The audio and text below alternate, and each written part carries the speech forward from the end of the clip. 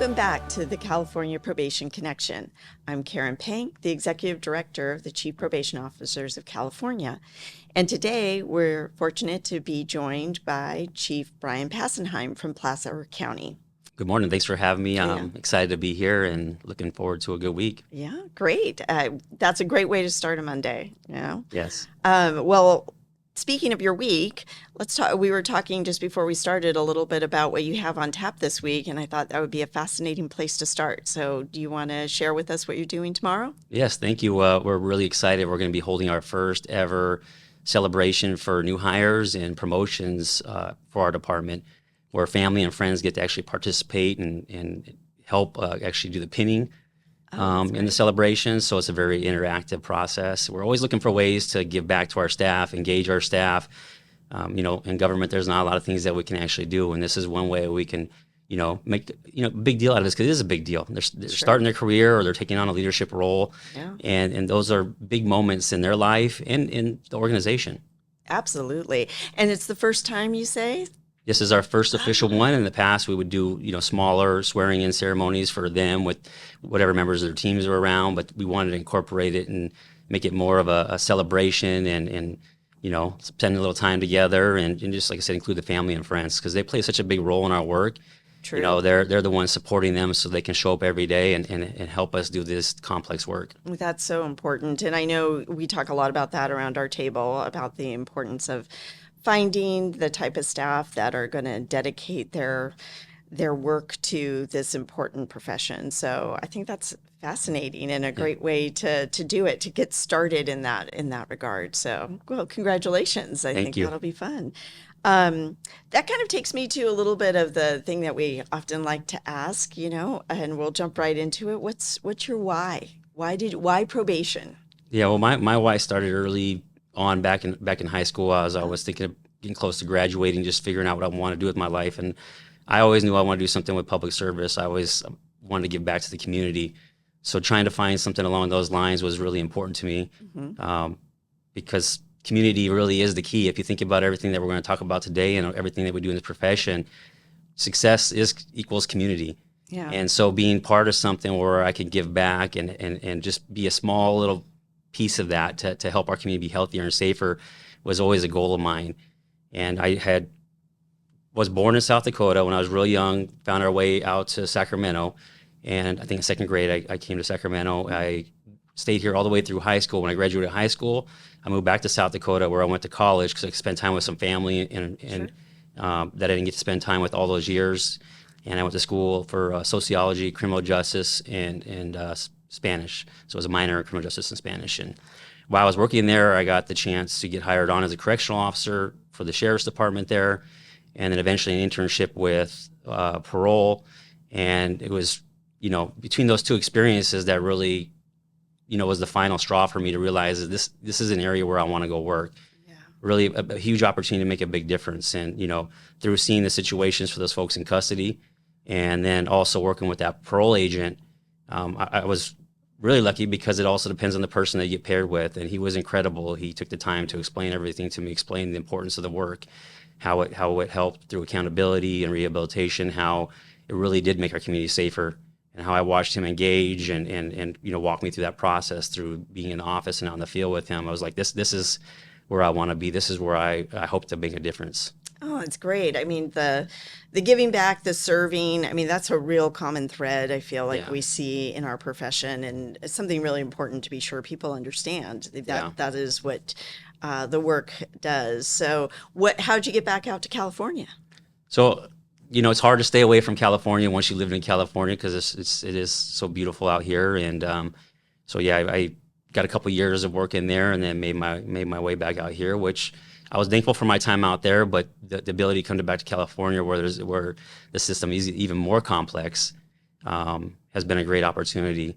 With parole, is pretty basic. What your supervision is and what your workloads are. Although I did have 4 counties that I covered, so that'll give you some different perspective as far as having to navigate that area.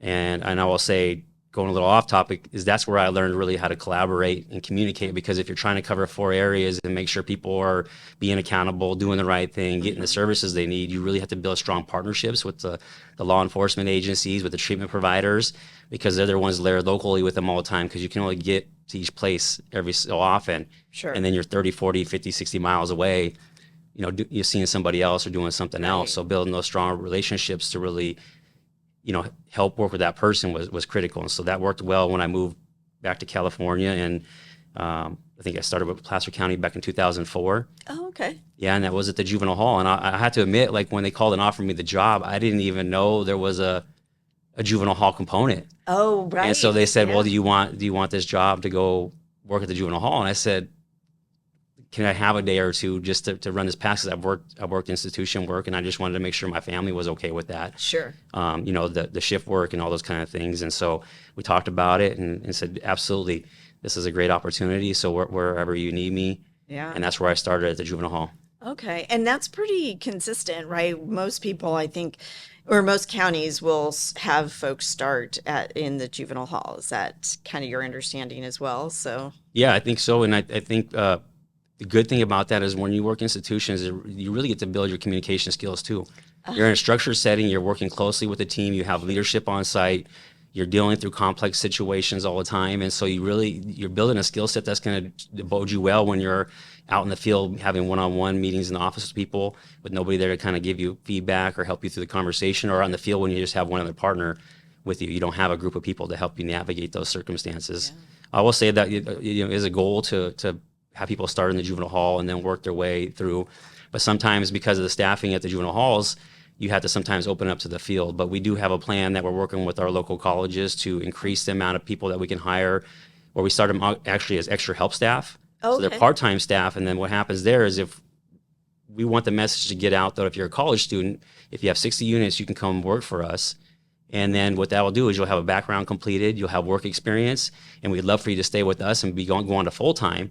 Or will be a great reference for you to go somewhere else. Oh, that's great. Yeah, but if we do that, then we'll have those folks that have done a year, 2 years, and they can naturally fit right into a full-time spot, which will allow that person that's in a full-time spot to come out to the field.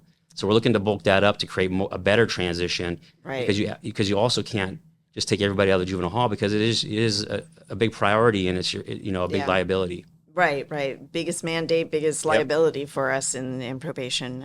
So I can imagine trying to find ways to kind of keep that kind of transition working well and well fed, is important. So that's great. How was I'm just really curious, the transition from a different state to California. Obviously, you mentioned one. You kind of jumped into the hall, but were there any other things that kind of was different or a surprise with the work here in California versus what you were doing in South Dakota? Well, I would say outside of just the variances, just the large amount of responsibilities that we have in probation here in California. Yeah. I mean, that stands out the most. I mean, we just have just these different layers of responsibility, from alternative sentencing options to where we're doing work crews and electronic monitoring to early intervention programs, just a wide array of those things. But the one thing that was the same was the level of collaboration, and I was quite surprised that if you come to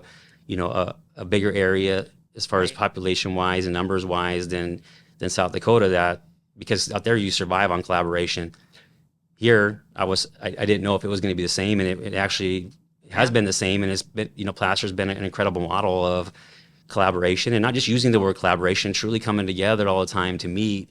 And then we don't have to wait for meetings. Any of us can just reach out to each other, call each other when something comes up. And it really is, was a beautiful thing to see that was in place and could carry on. And I didn't have to do a bunch of work to kind of create all these relationships so we could be effective.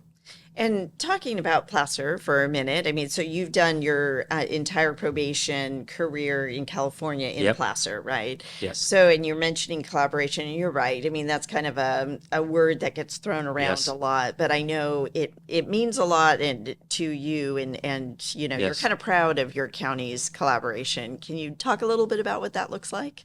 Yeah, I mean, so we have multiple disciplinary teams that meet quite often, and this has been in place for a lot of years. And one of them is the SMART committee, which is the Children's System of Care, Health and Human Services, Placer County Office of Education, the courts, and some other providers that are there. And we meet every other Wednesday at 7:30 in the morning, and we staff through things. We get presentations on things, and we are a group that pulls together to make sure that our teams are working really well together. We are able to work through complex cases, and really by coming together, it's that often.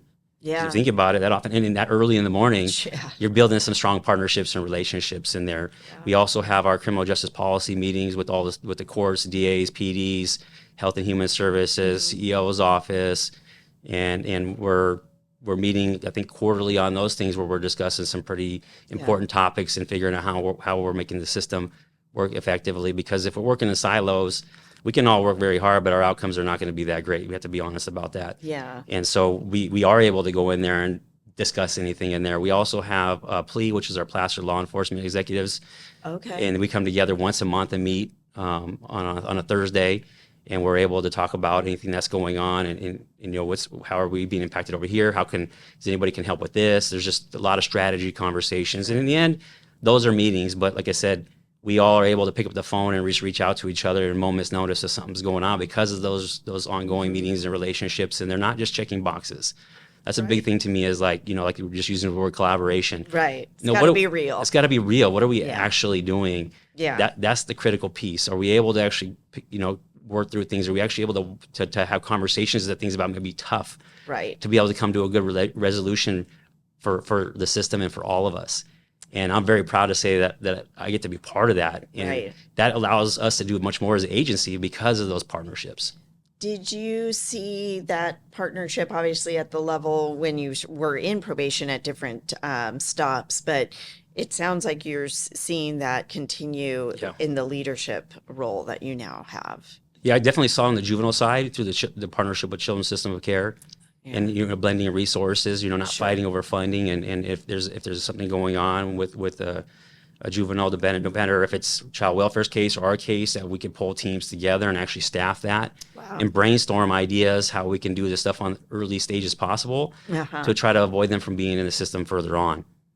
That's the whole point. Yeah. Right? Yeah. No, that's fabulous. And, kind of thinking through your transition into being a chief, and we mentioned at the intro, this is kind of the first year for you as chief, right? When did you become chief? Yeah, March 8th of last year. So just 1 year. Yeah. Oh, congratulations. Thank you. You made it out of your probationary period, right? Yeah. So, was it all you expected? Well, I mean, I want to give special thanks to Marshall Hopper, the prior chief, for I think 14 years for Placer County, that did so much great work for us and was a great visionary, a great succession planner. He invests in staff. He's poured into me, and not everybody gets that opportunity where you have somebody that's willing to walk you through all the different things.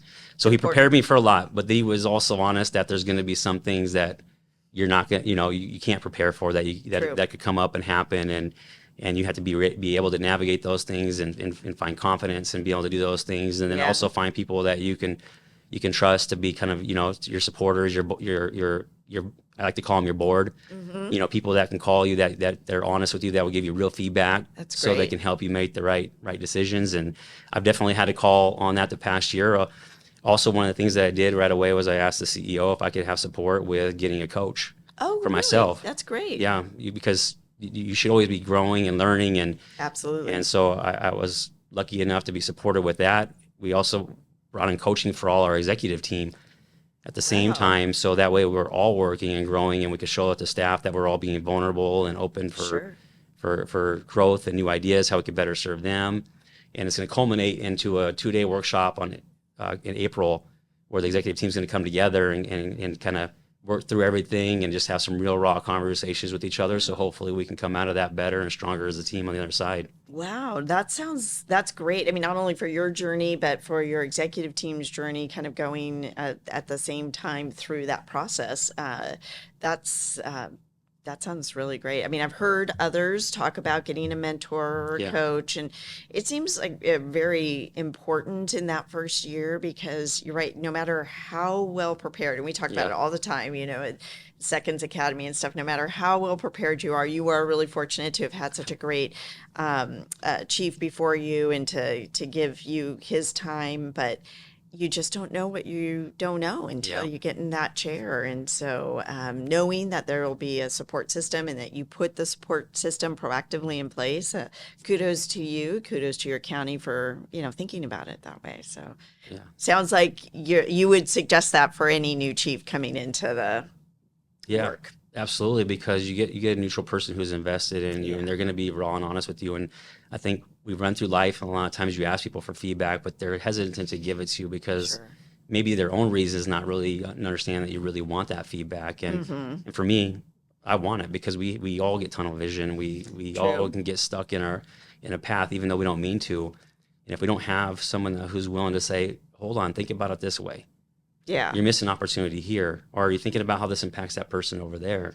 And and so Yeah. you need that person who's going to say those things to you, because then it just opens up things for you, and then everything you experience or encounter, you factor that back into it. Right. Remember when Right. your coach told you, think Yeah. about this, think about that, That and makes sense. yeah, and for the workshop, it really is a chance, where I want to be able to just listen and be vulnerable Mm-hmm. and hear from them, over this past year, what does the executive team need for me, let alone the Yeah. staff, what do they need from me? What can Right. I do better? And so that's what I'm looking forward to.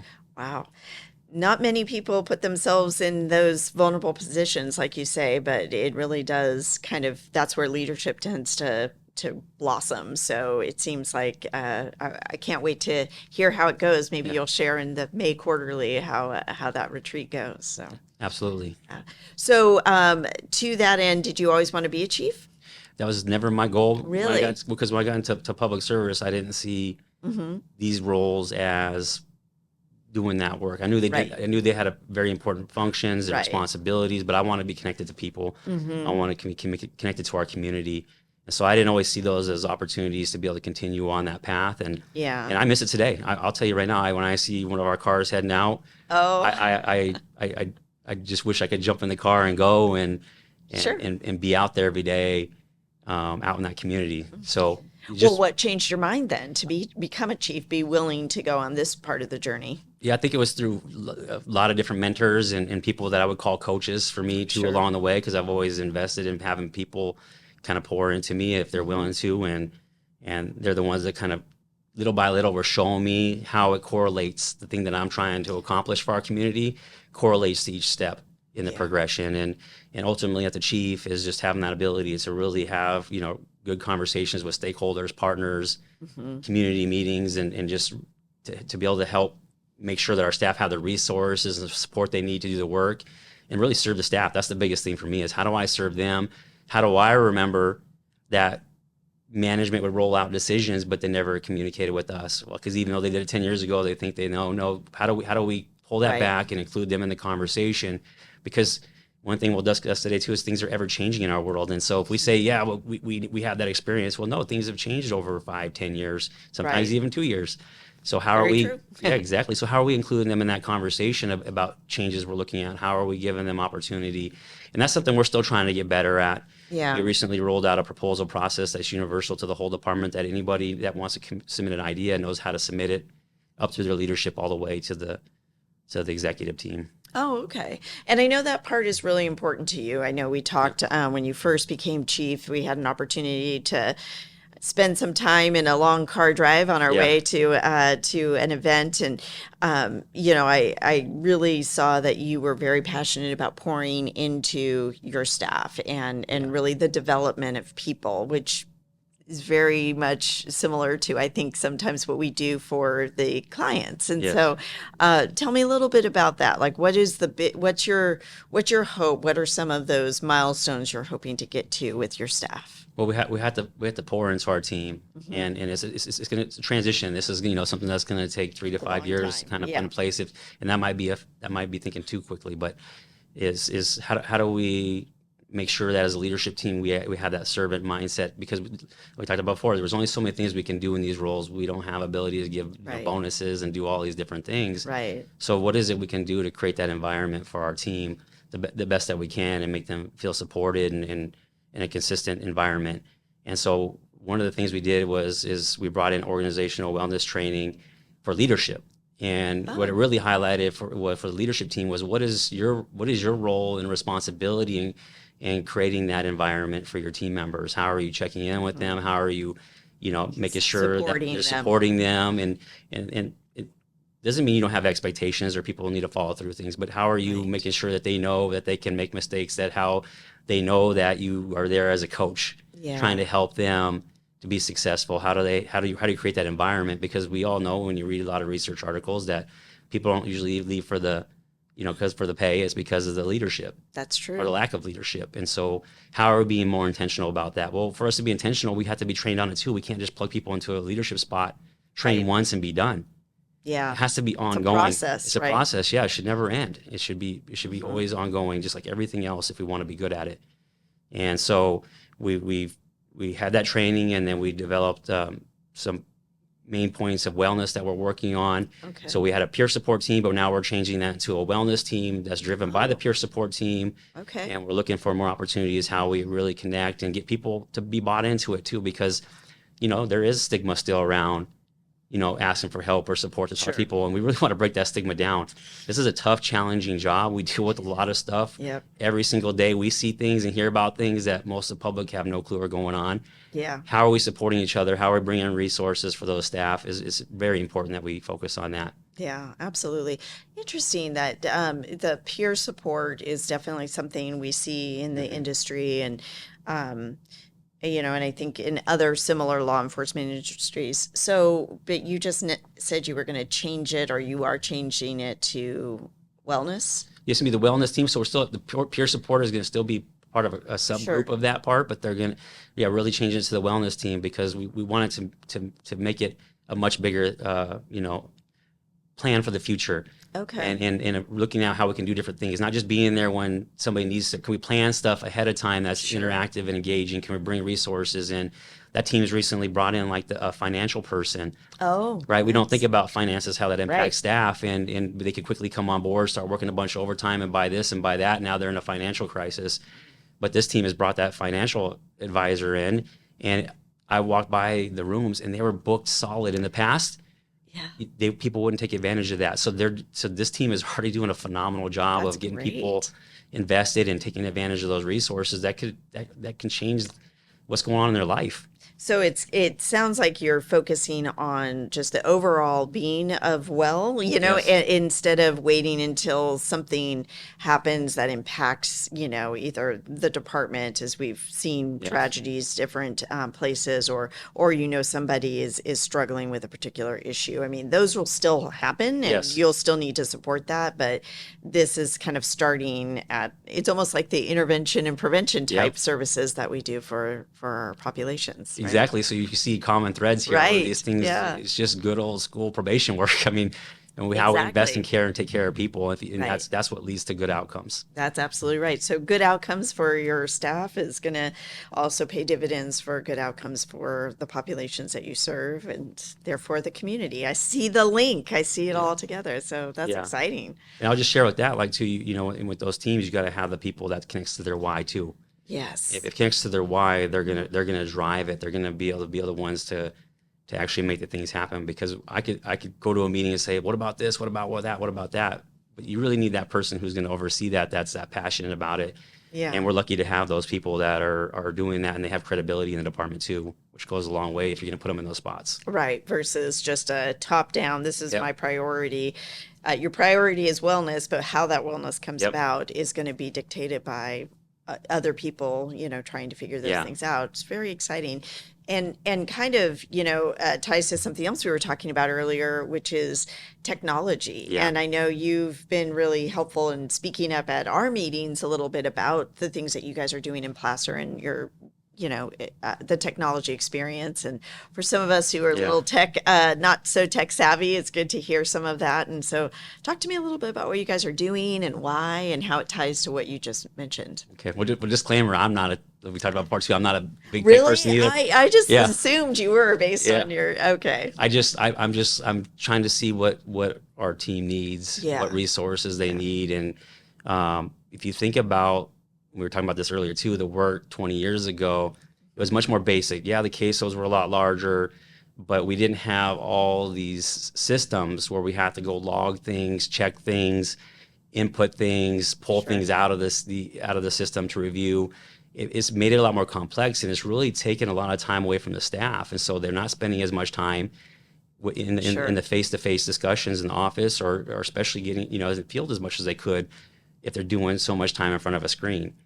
And Makes so sense. knowing how AI is, why are we not taking full advantage of that functionality to buy that time back for staff, to be able to give them that resource of this being more of an assistant versus a whole nother workload, Right. right? Because if I feel like I have to we're coming in, you're coming to see me for a contact. Well, if you only feel like you have 5 minutes to spend with me because you got to do 10 minutes of data entry, what are we really going to accomplish during that time?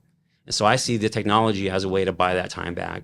Okay. We've been able to lower the caseload numbers, but now we have to bring in these tools or expect people that are providing the tools and resources to Right. really create more efficient products. So our officers aren't working for their product, but the product's working for them. So they have more time in their day. Right. And, think about this. If I go out in the field and I see, me and my partner, we see 10 people, that's 20 contacts. Well, guess what? I'm coming back at 2:30, 3 o'clock or 3 o'clock, whatever it is, a couple hours before the end of my shift, because I got to go put the notes in. Right. Well, if technology is able to help you do that as you go, then you can stay out there in the community till you're off 5, 6, 7 o'clock at night, whenever you're off. Right. And you're, on top of that, it's going to be more efficient because it's going to record it live versus you trying to remember all the details too. And so are people in your department embracing this? Are they excited about the possibility? They're definitely excited. I know it depends on who you talk to, but Sure. we as we were working on this, we had done a survey out to the staff, and we were overwhelmingly surprised by the great response across the board. And in follow-up conversations with the newer staff, is their expectation is that they'll hang out for now with us, but their why was to sign up to do a difference in the work, to work with people to change their behavior so they're not victimizing people anymore. Right. But if they feel like it gets to a point that they don't see shift in the technology, they're going to go somewhere else because they came to work for their why. And so Sure. we can't afford to lose it. And I appreciate their honesty around that. It helps us make sure that we're driving this even more. Yeah. Because people are saying, well, they're leaving jobs after 3, 4, 5 years. Well, why are they leaving? Because it doesn't connect. Their why doesn't connect. So this is our opportunity for us to do that. If we're hiring people based on the right reasons, the right why, Right. we provide them the tools and resources to be an assistant for them to be able to do the things aligned with their why. We provide them the support with the wellness and create that environment. We have a much better chance of them staying longer term because we invest so much into training them to get started. So true. We can't afford to have turnover every 3 to 5 years. It's so true. And I don't know that people really outside of probation really understand how much training Yeah. and investment you do in new staff Yeah. and in just staff in general. I mean, I've seen other professions and there's always some focus on training and continuing education, but the amount of stuff that you really have to master in probation is a lot, and so that requires more training. You guys are really out of sync if you lose people after that. All that training goes into them, so Yes. you might be onto something here that I'm sure your peers will want to see how that happens. Well, also people coming into the profession probably have some level of expectation that Yes. that will have technology that actually help them do Yes. the work. And so are you seeing a lot of that? Well, yeah, they're already telling me they've already been using Yeah. it before they came to work here. And so, I was kind of making the joke about like when I started, when I was doing my internship, I was using a typewriter, but when I started my actual job, I actually had to get a computer. Right. I wouldn't want to go back to a typewriter.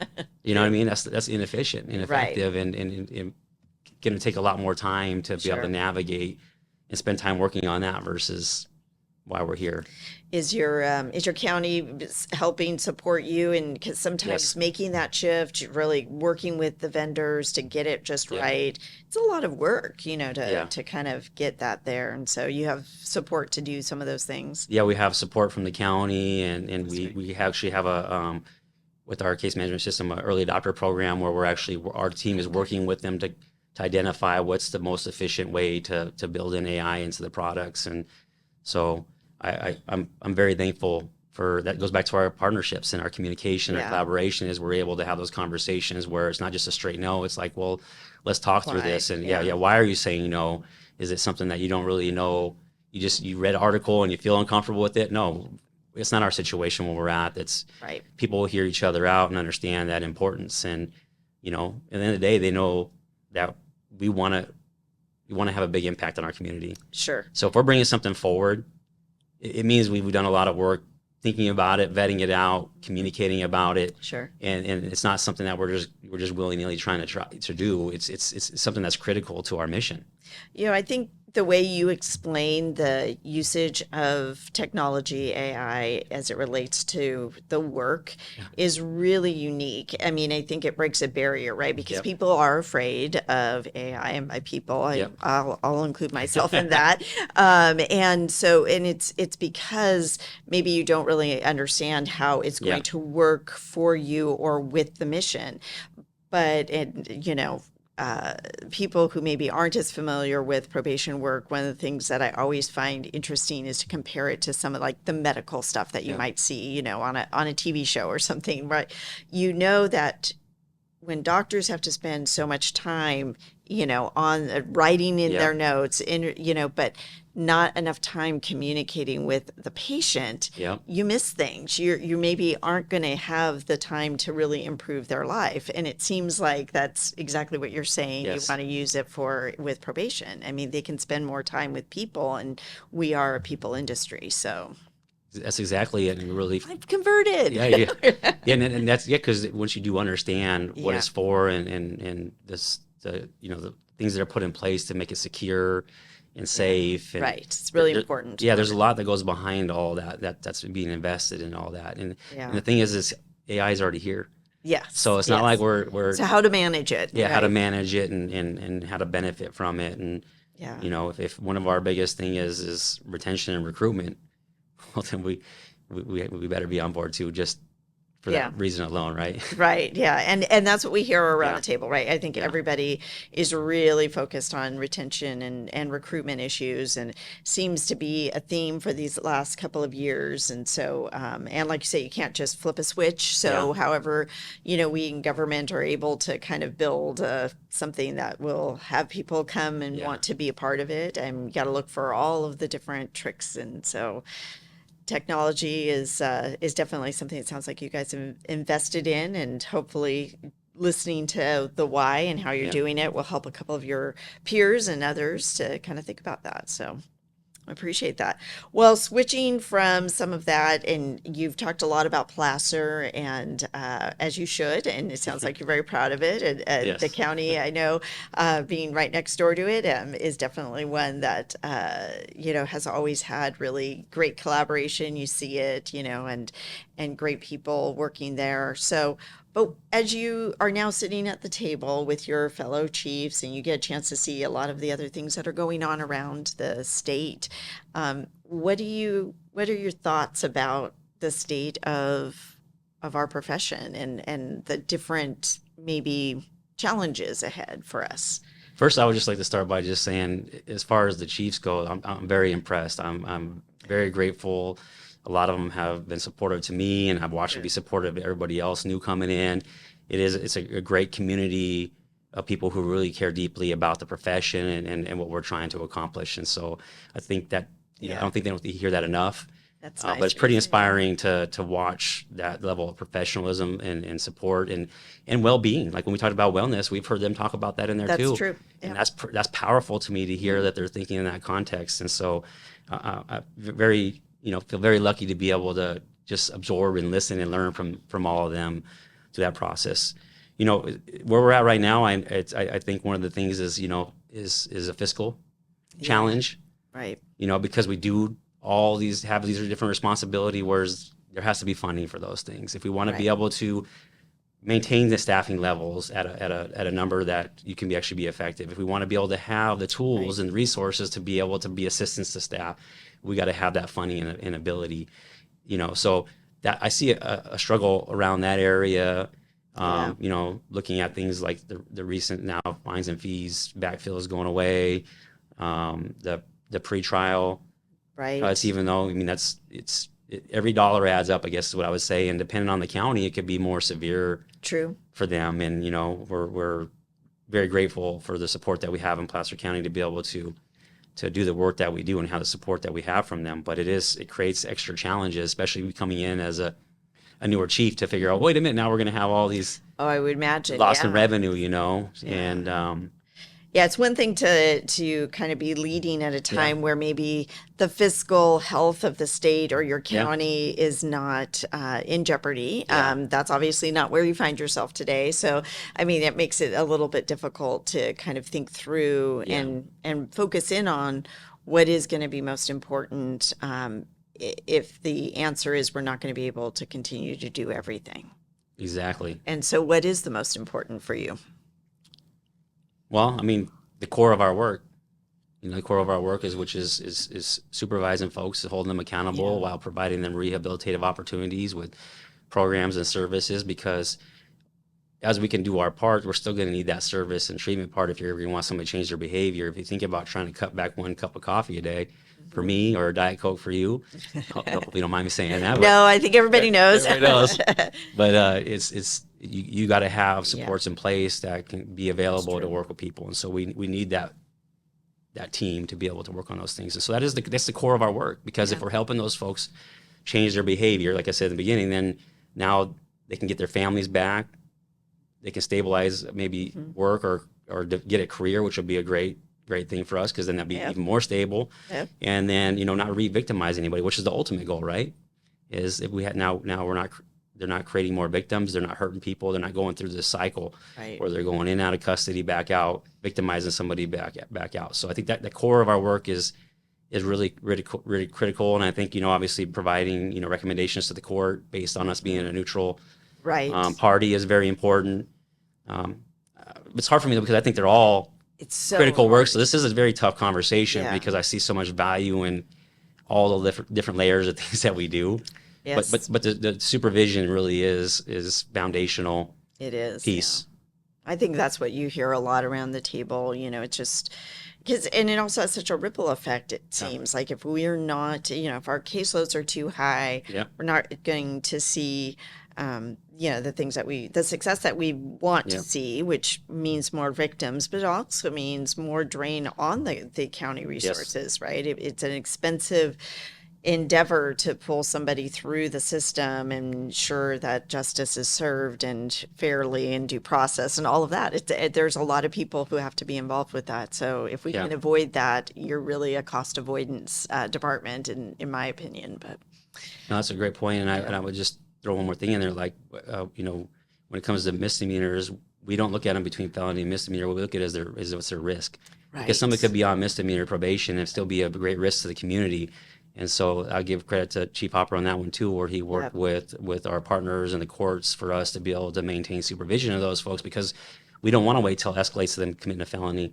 Yep. If they're high risk, we want to put our resources on them and supervise, monitor them, provide that accountability they need, and then when they're ready for those resources, give them the resources so they're not ending up with a felony. That's right. No, I mean, it seems, well, I was just listening to something on the news last night that hits that exactly, and that's what Yeah. was going through my head.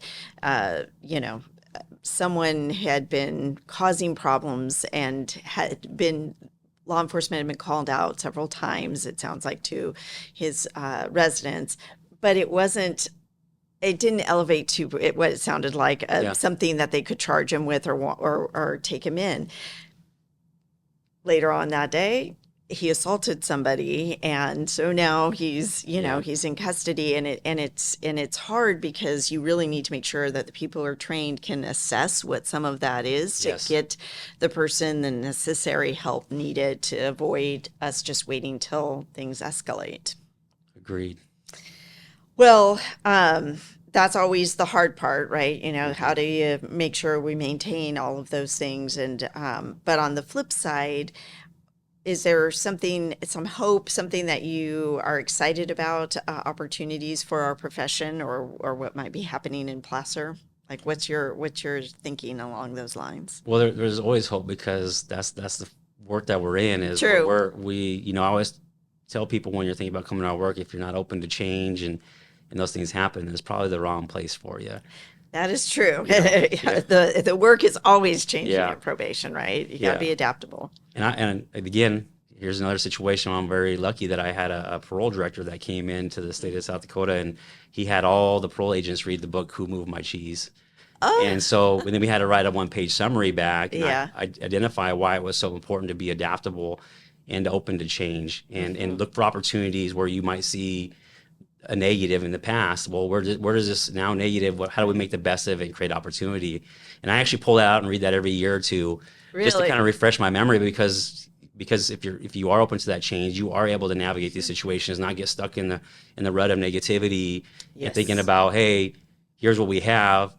It's out of our control now. When Hmm. it was, we're everything that's in our control, we should work on that. We should be doing the things that Sure. you and your wonderful team are doing all the time through CPOC to help educate and get those things. But once something's final, stamped, and delivered, We got and to do it. then how are we going to show up? And so if we come with that mindset, well, let's look for the opportunities in here and Hmm. let's drive it forward. And I think that's what our profession is really good about it.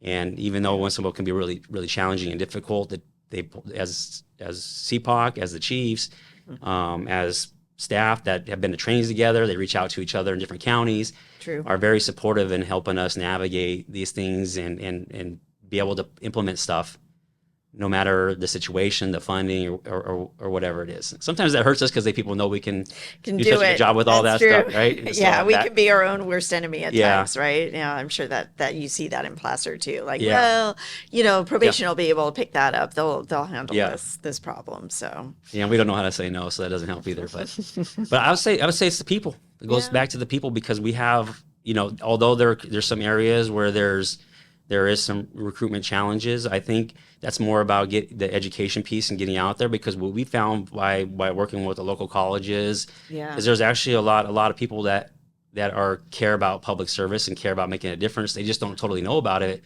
Part of that because is what we've been humbled through all these years of not sharing everything that we do. True. That's why Hmm. we're trying to make it more. All of us are trying to make it more social media presence, but also in the education systems. How are we Right. making sure that they're getting the real information about who we are and what we do? And so when we talked about that piece about hiring more extra help staff, well, that will also be while they're going to school, they're going to educate their peers about what probation is. And so if we're all That's doing true. that, because the people are there, just they don't They necessarily know what don't we know. do. Yeah. The people are out there with the right why, so we should be excited. This is going to be an opportunity once we can connect with them and share with them about what we're doing. You're going to have people that sign up for the right reasons, and then if you meet them where they're at with the resources and the Right. environment, I mean we're gonna be in one of the best places we've ever been. I think.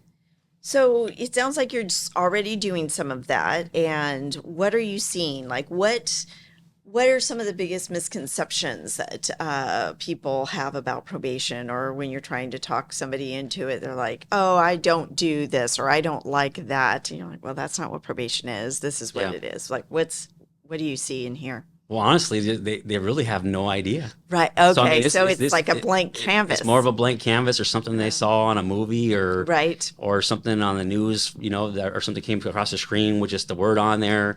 They Yeah. really don't have a lot of context to understanding the real role, and that's part of that educational piece that we're talking about. Like, and that's why I love the podcast things like this, where we start a Right. podcast in our department for the education purposes. Great. We got a monthly newsletter that's going out. We're just getting that information out because it is hard. Even like if I talk to my family, Hmm. again, because it's so diverse what we Right. do, they start getting lost in it because they're not in it every day. That's so true.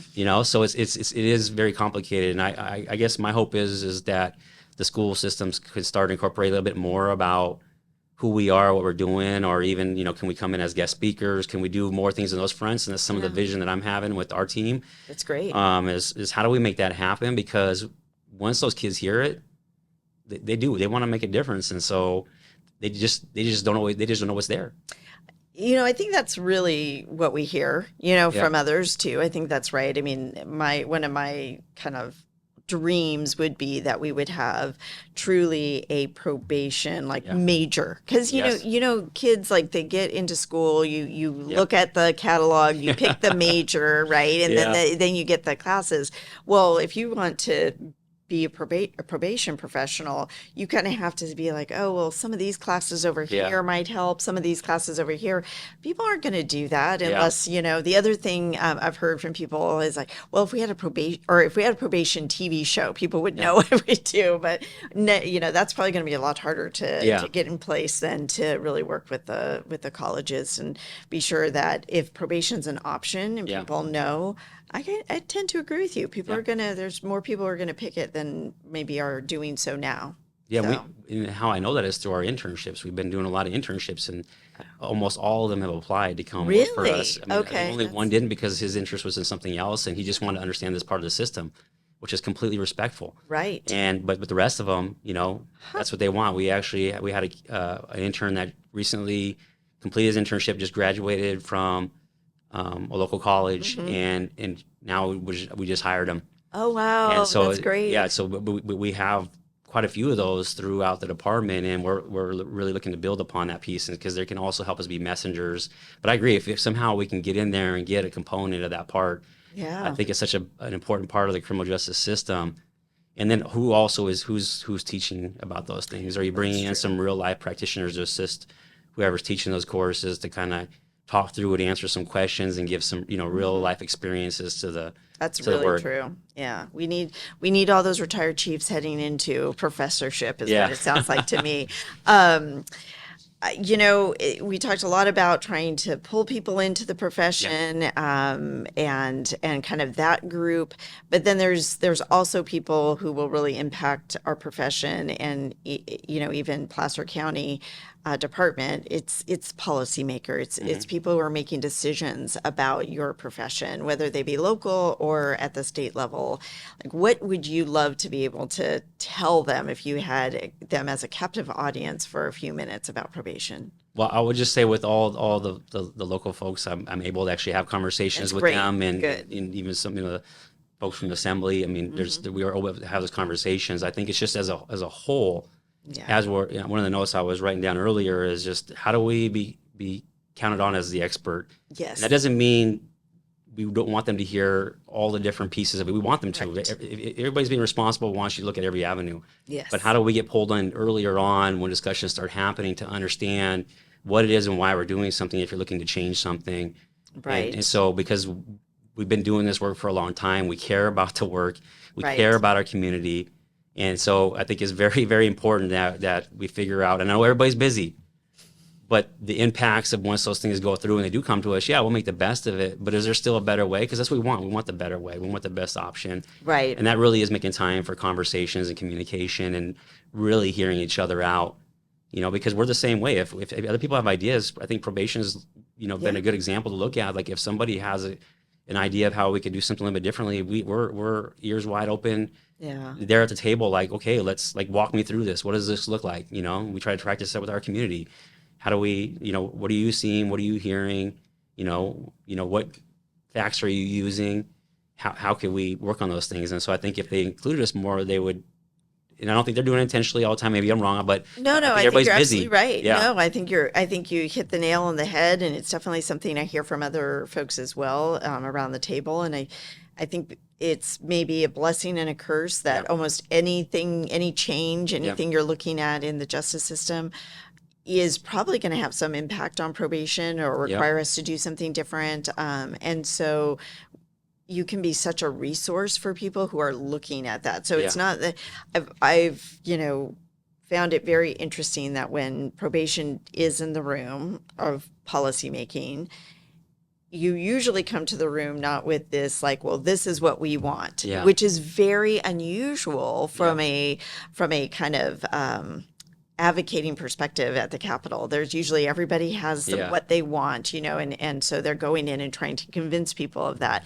You guys are really good at, I think, being able to say, well, this is what the impact is. So if Yeah. you want to end here, then the path you're going down is actually going to take you in maybe a different direction Yeah. because this is how the system will react. And I agree, it's rare. It's not, there's not enough people who are willing to do it. So I think it's you guys are an untapped resource in many ways, for folks who want to try to be able to move the dial on some of these important issues. So that's my plug to the whoever's listening Yeah. to call you guys in a little bit more about that kind of thing. So I mean, because if there's a change about juvenile justice, Yeah. oftentimes people do think about probation. What I find is a lot of times on the adult Yeah. side, people really don't understand how integrated we might be Yeah. in those types of cases. So something to strive for. So, and you're here close to Sacramento, so close to Yeah. the capital. So Well, we're busy, but we'll yeah, always make ourselves yeah, available because it is this important piece, and that's part of a leader, us,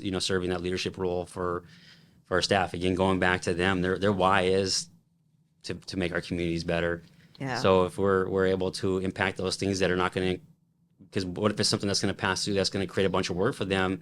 That's not Right. going to help with outcomes, but now you're pulling them away from dealing Something with the else. other priorities that if Yes, you really thought about, you probably want them doing that instead. that's a great point. And we've actually made that point this year a couple of times on various different things. So so something we need to do more of. Kind of thinking through, kind of bringing it back to this first year and your reflection on the year. And you are too so positive. You can't be too positive. I tend to be a positive person too. But what has there been anything that you would have done differently in this first year? Oh, I don't know if we have enough time to work Really? through that. I mean, yeah, I mean, it's a great question, and because I have that learning mindset, growth Exactly. mindset. Yes. Is there's been almost weekly, if sometimes daily, learning Really. opportunities, and Right. part of it is we're kind of a forward thinking, and we're trying Hmm. to implement a lot of different things, and so you sometimes I would say the biggest lesson I'm learning now is kind of slow it back I down. was just going to say burnout, Yep, right? yep, For you and and for the others, team, right? yeah. Yeah, absolutely. Yeah, I definitely got to slow it down and, Hmm. really wanted to communicate a lot out to staff. But then I realized that some of those things that when I had intention of communicating something, then we Sure. rolled it out, but then didn't spend enough time to think about were we communicating everything we wanted to, and then, oh no, we missed doing Oh, this, sure. Yeah. or did we make it clear to everybody what we wanted to do with that information? So there's, that's my Yeah. biggest takeaway is, just having that awareness and really taking a little bit extra time. Okay, Hmm. what am I going to communicate out there, or what are we going to roll out? Is there implications that I'm not missing? So it's like, yeah, great, people want to know more things, Right. but if you do it and then you don't have the plan around it, it could create extra work to kind of fix that. And I've run into those situations, Hmm. and um, I'm still learning. I'll always be learning, Right. and that's one of the reasons why I'm really trying to create that opportunity for feedback from the executive team and from the staff, and creating proposal process is really trying to give them all that voice so they can help drive these things. No different than we're talking about, hey, check in with us before Right. you do something. Right. How am I making sure that we're checking in and with the right levels of everybody to Sure. participate and give feedback on what we're rolling? So it's It's a lot. it's a lot. And you have to be very strategic about it, because you also don't want to have something drag out 12 months and then have a bunch of things not get completed. Yeah, no, it seems like that's a balance Yeah. that would be really hard for chiefs to you don't want to act so quickly that you discount other Yep. folks in the journey, right? Yep. But you don't want to go so fast that you're constantly throwing new things at Yep. folks like they're not maybe ready to be that quite adaptable Yeah. right out of the gate. So, being a chief can be more of the marathon than the sprint, So, but there's just always pressure to be making all the decisions have to be made ultimately at your desk, right? Yeah, and I would share one of the things that we did was we coffee with leadership with all the different. We have like 5 different locations. We have a office in Rockland for our juvenile team. We have our Roseville office, which is next to the court for adults, and that's supervision, courts, pretrial alternative sentencing. Then we have our Auburn office that has a mixture of things, our juvenile hall, and then we have our Tahoe office. So Wow, yeah, you're pretty spread yeah, out. that was one of the challenges was how do I make sure I get around to Yeah. see people, and in the juvenile hall you have 4 different shifts. So Okay. I'm still trying to work around how I can be visible in those situations, because great to be out doing a bunch of different things, but you need to be there for your team. True. So we did coffee with leadership, and what I'll just say about that was I was just blown away by all the great things that ideas people were coming up, or thoughts that they had when they were given that voice. And Wow. so I think that's really is the key here, is the learning lesson is how are we creating those environments that we're getting ideas, but then putting them into a flow that we can actually see them out. And that's where the Yeah. proposal process came into play, because now you have an Oh, avenue okay. to submit these things and be included in the process. And but even with that said, we're still trying to figure out ways to create that comfort level for staff to share, hey, we're doing something over here. Can I share how this part might be more helpful to the team? Right, right.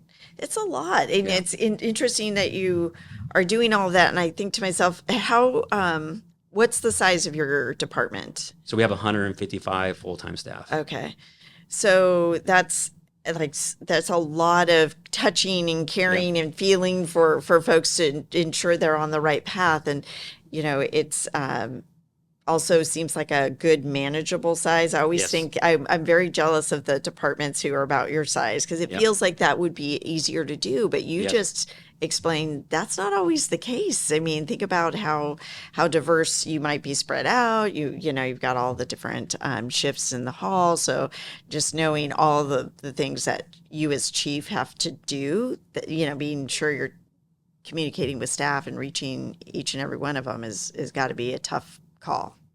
Yeah, especially when my biggest thing is people. And Yeah, so, that's what I was just it's, thinking. Yeah. I want to keep that presence. Yeah. But also I had to be realistic for myself that I can't Sure. be there as much when I was the assistant chief and I had a smaller scope of area, Yeah. to be, and then less things to be out. Because part of what I want them to know and is that we're out doing these things to help educate Help the them. community Yeah. and about what we do, helping work with our partners so we can get the resources that we need, keep the funding coming in, and Yeah. keep programs going. That I'm out there doing that work so they can focus on their good work. I often think about the role of chief sometimes is you do have to be a bit of a politician, right? Because that's how you get the tools and the funding and the different things that your staff need. And